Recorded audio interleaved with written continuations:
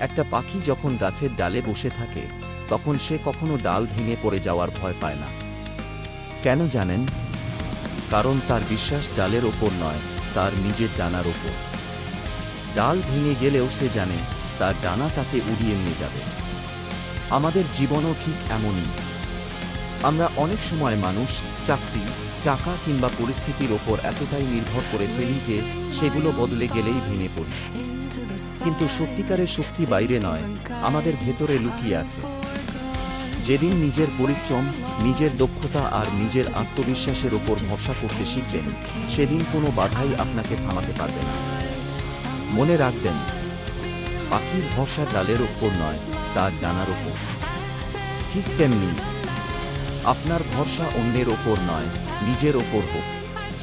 কারণ নিজের ওপর বিশ্বাসই জীবনের সবচেয়ে বড় শক্তি। নিজের ওপর বিশ্বাস রাখুন, একদিন সফলতা আপনার দরজায় কড়া নাড়বে।